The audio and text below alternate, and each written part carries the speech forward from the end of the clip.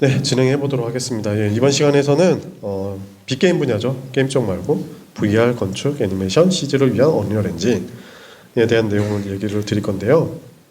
뭐 다들 아시겠지만 언리얼 엔진이 리얼타임 쪽에서는 굉장히 강력한 엔진이죠. 렌더링에서. 근데 최근에는 전 세계적으로 추세가 오프라인 렌더링에서 리얼타임 렌더링으로 넘어가는 추세인가 봐요. 그래서 국외, 그러니까 뭐 미국도 그렇고 중국도 그렇고 유럽도 그렇고, 그래서 이제 방송이라든지 뭐 애니메이션이라든지 뭐 이런 쪽에서 많이 쓰시나 봐요, 언리얼 엔진은. 그래서 그거에 발맞춰서 저희도 이제 그쪽 비즈니스를 준비를 하고 있는데요.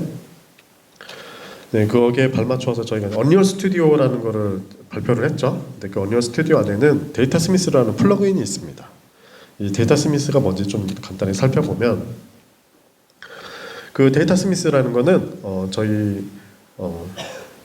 그 3D 맥스에서 한 20개 이상 정도 되는 다양한 3D CAD 소스, 그다음에 스케치업 얼마 전에 추가된 거죠. 그다음에 라이노 3D, 솔리드웍스 등에서 제작한 데이터를 언리얼 엔진으로 매끄럽게 임포트 해주는 툴셋이라고 보시면 되겠습니다. 쉽게 말해서 이 데이터 스미스가 설치가 되어 있으면, 이게 설치가 되어 있지 않았을 때는 3D 맥스나 마야 같은 데서 예를 들어서 씬을 하나 만든다고 해요. 그러면은 오브젝트 만들고 텍스처 만들어서 매핑하고, 그다음에 이제 이 데이터들을 모두 다 FBX로 익스포트 해가지고 엔진에 가져와서 라이트 배치하고 오브젝트 배치하고 머티리얼 만들어서 매핑하고 카메라 배치해서 애니메이션 만들고 라이트 세팅하고 막 이러잖아요.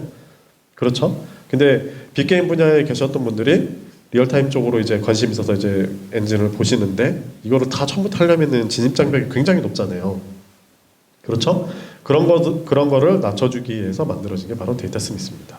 그 데이터 스미스는 이 데이터 스미스를 이용해서 맥스에서 만든 거를 넘기게 되면 라이트 배치한 거 정보를 가지고 오고요. 액터들 이렇게 예를 들어서 인테리어 씬이라고 하죠. 인테리어 씬에 이렇게 레벨 오브젝트를 배치를 한 거를 그 위치 그대로 한 번에 다 씬을 가져옵니다. 그리고 이 씬 안에서 3ds max에서 제공하고 있는 V-Ray 뭐 쉐이더라든지 기본적으로 제공하고 있는 쉐이더들 있잖아요. 뭐 반투명이라든지 메탈이라든지 이런 쉐이더들을 만들어서 가지고 오면은 그것도 한 번에 가지고 옵니다. 뒤에서 좀 설명을 드릴 건데요. 자, 그래서 이 데이터 스미스는 장점들을 좀 살펴보면 아주 쉬운 익스포트와 임포트를 지원을 하고 있습니다. 그래서 이거를 엔진에서 한번 보여드릴게요. 현재 데이터 스미스는 저희 에픽게임즈 런처에 가보시면 다운로드 받으실 수 있고요. 현재 베타 버전이고 내년 9월까지 무료로 사용하실 수 있습니다. 네. 그래서 데이터 스미스를 설치하시면 여기 보시면 임포트 데이터 스미스라는 아이콘이 활성화가 돼요. 그래서 여기서 이 오른쪽에 있는 화살표 버튼을 눌러보시면 임포트 할 수 있는 CAD 데이터부터 해서 델타 젠 데이터나 이런 것들을 임포트 할 수가 있고요. 그리고 3ds max에서 익스포트 한 U 데이터 스미스 데이터는 어디서 에픽게임즈 런처에 가보시면은 3ds max 익스포터가 또 있습니다. 그래서 그거를 설치를 하시면 3ds max 어디 있는지 지정을 하시고 설치하시면 FBX 익스포트 하듯이 익스포트 하시면 U 데이터가 바로 나오고요.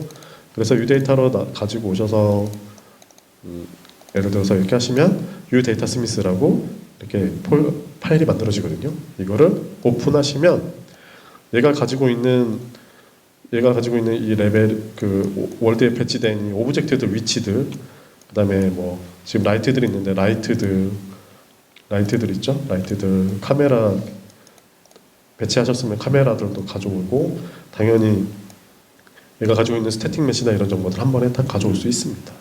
이런 장점이 있어요. 그리고 이 데이터 스미스는 자동 텍스처 변환 및 텍스처 UV 생성이라는 기능도 제공을 하고 있는데요. 게임 쪽에서 일을 해보신 분들은 아시겠지만 UV 작업이 굉장히 중요하죠. UV를 재활용할 수도 있고 활용도가 되게 높은데, 이제 저도 빅게임 분야에서 일을 해봐서 아는데, 빅게임 쪽에서는 이 하이폴리곤 데이터를 주로 작업을 하기 때문에 UV 작업을 디테일하게 피거나 그러진 않는 경우도 있죠. 저도 그랬고. 그런데 저희 언리얼 엔진은 아무래도 게임 엔진이다 보니까 다들 아시겠지만 텍스처 지원할 수 있는 텍스처 포맷이 따로 있고요. 그 다음에 아시겠지만 뭐 메모리 문제 때문에 당연히 그렇게 하겠지만 텍스처를 보통 2의 제곱으로 만들어서 쓰시잖아요. 근데 비게임 분야에서 저 같은 경우도 그랬는데 뭐 가로 사이즈가 긴 텍스처를 만든다거나 뭐 이런 식으로 만드는데 걔네들을 데이터 스미스를 이용해서 가지고 오게 되면 엔진에서 지원하지 않는 텍스처 포맷도 자동으로 변환해주고요. 엔진에서 지원하는 포맷으로. 그리고 2의 제곱이지 않는 텍스처는 2의 제곱으로 리사이즈 해주는 작업을 알아서 해줍니다. 그리고 마지막으로 보통 이제 UV를 피지 않고 매핑하시는 경우도 있는데 쉐이더만 입혀서 쓰는 경우가 있죠. 근데 그런 것들도 역시 마찬가지로 텍스처에 UV가 없는 UV 좌표가 없는 오브젝트도 자동으로 펴서 넘겨줍니다. 포팅을 해줘요. 이런 장점이 있고요. 그 다음에 자동 폴리곤 변환 기능을 지원하고 있고 LOD 생성 및 블루프린트 파이썬 같은 스크립팅도 지원을 하고 있습니다. 자동 폴리곤 변환이 뭐냐면 그 카티아 같은 제품 디자인하는 쪽에서는 제품 내에 쓰는 CAD 데이터 프로그램들이 따로 있는데 얘네들은 모델링 기본 베이스 방식이 넙스 기반이에요. 이제 넙스 기반은 저희 게임 쪽에서는 사용하지 않죠. 주로 사용하지 않죠. 그래서 이거를 폴리곤 베이스로 포팅해주는 작업을 자동으로 해줍니다. 그래서 최적화도 같이 진행을 해주고요. 그 다음에 블루프린트 또는 파이썬 스크립팅을 통해서 가져오는 지오메트리의 구성 등을 최적화 및 정리할 수 있는 기능도 제공을 하고 있습니다. 굉장히 좋은 플러그인이고요. 그리고 변경 유지 리임포트라는 기능도 지원하고 있는데 이게 뭐냐면은 예를 들어서 저희가 이제 뭐 제품 디자인에 대한 쇼케이스를 만드는 업체예요. 쇼케이스에 나가는 제품을 만드는데 쇼케이스로 보여줄 건. 근데 예를 들어서 오토바이라고 하죠. 지금 오토바이니까. 오토바이 제조업체에서 CAD 데이터를 받아가지고 데이터 스미스를 이용해서 엔진에 넣었어요. 근데 막 작업을 해서 막 라이트 세팅, 뭐 환경 세팅 다 끝났어요. 이제 납품만 하면 돼. 근데 갑자기 그 제품 회사에서 CAD 데이터가 업데이트 됐다고 CAD 데이터를 날려줍니다. 그러면 이제 작업자는 멘붕이 오죠. 다 했는데 또 하라고? 이렇게 되는데 그럴 때 바로 이 데이터 스미스는 엔진에서 작업한 데이터들은 그대로 놔두고 CAD 데이터만 업데이트합니다. 네, 그러니까 엔진에서 작업한 걸 날리실 일이 없는 거죠. 그래서 이런 좋은 기능도 제공을 하고 있고요. 그 다음에 다들 아시겠지만 아까 제가 잠깐 보여드렸지만 언리얼 엔진에서는 머티리얼을 쉐이더 짤 때 이게 노드 기반으로 만들잖아요. 근데 이게 언리얼 엔진을 처음 접하시는 분들이나 빅게임 분야에서 넘어오셨을 때는 이 노드 기반이 생소할 수도 있는데 특히 언리얼 쪽에서 뭐 누크나 이런 거 쓰셨으면 좀 안 그러실 수도 있는데 아무튼 그래서 이게 어떤 기능이냐면 데이터 스미스를 이용해서 맥스에서 만든 걸 가지고 오게 되면 맥스에서 제공하고 있는 V-Ray 쉐이더라든지 맥스에서 제공하고 있는 기본적인 쉐이더들 있잖아요. 머티리얼들을 언리얼 엔진 이 방식에 맞게끔 노드 베이스로 자동으로 포팅해 줍니다. 맥스에서 씬을 다 만들어서 그냥 엔진으로 가져오면 자동으로 다 변환해서 가져오는 거예요. 네. 이런 좋은 기능을 제공하고 있습니다. 그리고 아무래도 이제 제품 디자인 쪽에서 그 CAD 데이터로 만든 거를 이제 가지고 오다 보면 넙스에서 폴리곤 베이스로 가져오잖아요. 그러다 보면 이 모델링 데이터에 문제가 생기는 경우가 있어요. 이런 것들을 다 수정할 수 있는 메시 편집 툴을 제공하고 있고요. 이것도 한번 보여드릴게요. 예를 들어서 얘라고 해볼까요? 얘라고. 그래서 열어보면 스태틱 메시 에디터인데 이게 데이터 스미스가 설치되어 있으면 이쪽에 보시면 에디트 모드가 버튼이 생깁니다. 아까 없었죠 이게? 이걸 누르면 에디트 모드가 활성화가 되고 얘를 싱글로 할 건지 머티리얼 단위로 할 건지 엘리먼트 단위로 할 건지 선택해서 메시를 수정할 수가 있어요. 보시면 노멀이 뒤집힌 건 노멀이 뒤집힌 거를 바꿀 수도 있고 이게 넙스에서 이제 폴리곤을 바꾸다 보면 메시가 막 튀어나오거나 이런 경우도 생기잖아요. 그런 거 딜리트 할 수도 있고 머티리얼이 빠져있는 부분에 어사인 해준다거나 이런 기능을 제공하고 있습니다. 되게 좋죠? 자 그리고 저희 데이터 스미스는 프로덕트 뷰어 템플릿이라는 걸 제공하고 있는데요. 이게 뭐냐면은 그 제품 디자인 하시다 보면은 제품을 소개하는 그런 것들을 만드시잖아요. 리얼타임에서. 근데 이거를 VR이라든지 보통 VR에서도 많이 하시는데 제품 디자인 소개할 때 쇼케이스 같은 데서 하잖아요. 근데 그거를 씬을 만드시는 게 처음부터 하시는 게 어려우신가 봐요. 아무래도 그렇겠죠. 언리얼을 처음 접하면. 근데 그런 거를 쉽게 하실 수 있도록 프로덕트 뷰어 템플릿이라는 거를 제공을 하고 있습니다. 그래서 데이터 스미스에서 처음 데이터 스미스가 설치된 상태에서 새 프로젝트 만들기 눌러주시면 엔터프라이즈라는 탭이 새로 생긴 걸 볼 수가 있어요.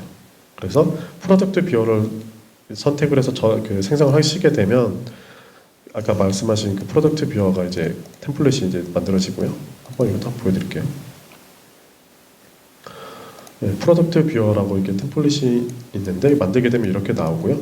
이 상태에서 플레이 버튼을 눌러보면 데스크탑하고 VR 버전 두 가지 제공하고 있고 데스크탑으로 넘어가서 보게 되면 제품에 대한 디자인을 볼 수 있도록 이렇게 쉽게 제공하고 있고 얘를 제품들을 뜯어서 이렇게 볼 수 있도록 분해해서 볼 수 있도록 해주고요. 그 다음에 엑스레이 모드를 지원해서 안에 있는 내부들을 쉽게 볼 수 있도록 이런 쉐이더 기능도 제공을 하고 있습니다. 그래서 제품 디자인 하시는 분이 과 과제를 하신다거나 이러실 때 이거를 바로 여기에다가 만드신 걸 넣으셔서 교체하시면 바로 쓰실 수 있도록 그렇게 만들어져 있어요.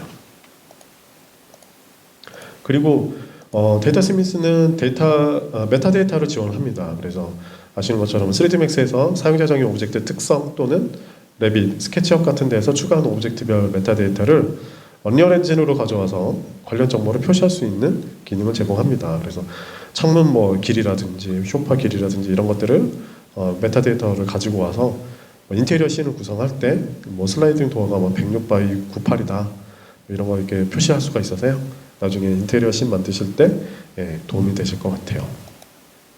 그리고 데이터 스미스는 서브스탄스 플러그인을 지원을 하는데요. 그래서 머티리얼 라이브러리라고 해서 서브스탄스하고 콜라보를 해가지고 약 110개 정도 되는 서브스탄스 쉐이더를 무료로 사용하실 수가 있습니다. 그래서 보시면 이 소스라는 아이콘이 생기는데요.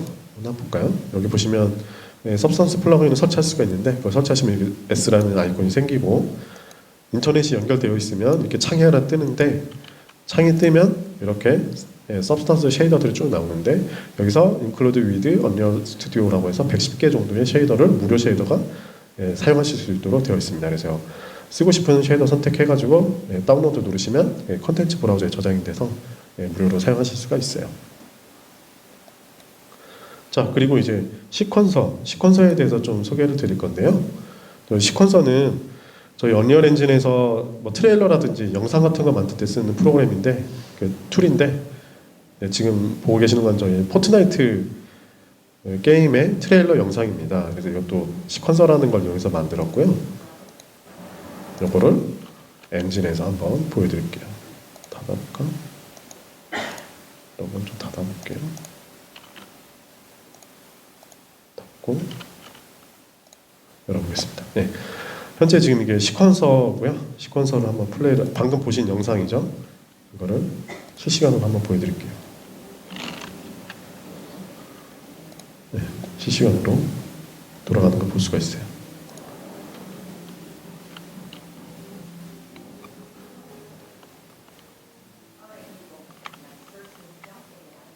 네, 이렇게.